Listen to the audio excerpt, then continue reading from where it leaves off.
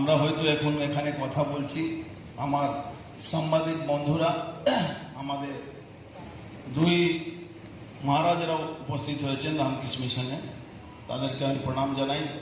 আমার মৌলভী সাহেবদের, মৌলানা সাহেবদেরকেও আমি নমস্কার জানাই, আদাব জানাই। আমার 2 বর্ষীয় নেতা বলার পরে আমার বলার বেশি কিছু নেই। আমি কিছু এমন কথা বলবো যেটা খুব দরকার আছে। আমাদের এই ব্যারাকপুর শিল্পাঞ্চলে এমন এমন কিছু জায়গা আছে, পুজোতে কোনো অসুবিধা হয় না, কিন্তু বিসর্জন দিন যেহেতু সব জায়গায় বিসর্জন হয়, পুলিশের একটু অভাব হয়ে যায়।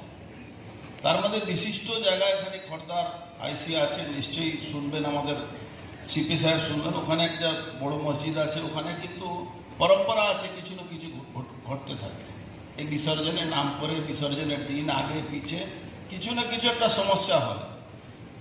আমাদের জগদ্দল, ভাটপাড়া, আবার হাজিনগর, এইসব জায়গাতে কিছু কিছু সমস্যা আছে, যেটা বিসর্জনের সময় ওখানে একটু বিশেষ নজর দিলে আমার মনে হচ্ছে আমাদের এই শিল্পাঞ্চলের যে আসল সমস্যা হয়ে যায় সেটা আমরা ঠিক করতে পারবো। পুলিশ প্রশাসন সঙ্গে সঙ্গে আমি আমার সমস্ত যারা লিডারশিপ দেন, রাজনৈতিক যে কোনো রাজনৈতিক দল, তারা যদি মাঠে থাকে তাহলে এই সমস্যাটা অনেকটা কমে যায়।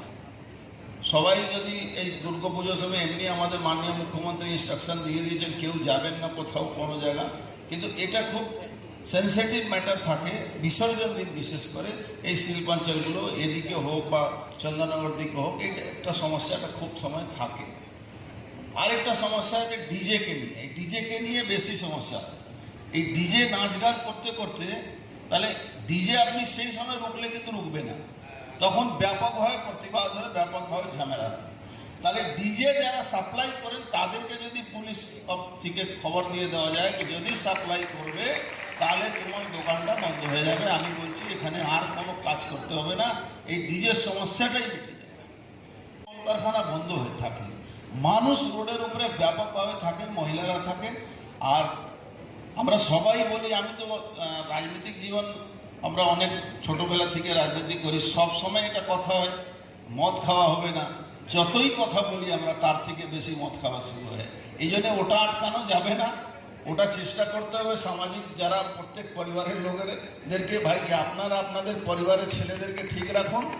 আর যারা পুজো কর্তারা আছে, কখনো কখনো আমরা দেখি ওনারাই বেশি এর জন্যে মদ খেয়ে আবার ভোর 4টে অবধি আমাকে সামনাগার বিসর্জন করাতে হয়। এবার পৌরসভার একটা কাজ আছে, যদি আমরা ঘাটে ক্রেন রেখে দিই, আমরা রাখতাম ক্রেন রেখে দিই, তাহলে ওই ভিতরে গিয়ে যে বিসর্জন করে অ্যাক্সিডেন্ট হয়ে যায় সেটা কিন্তু বাঁচানো যায়।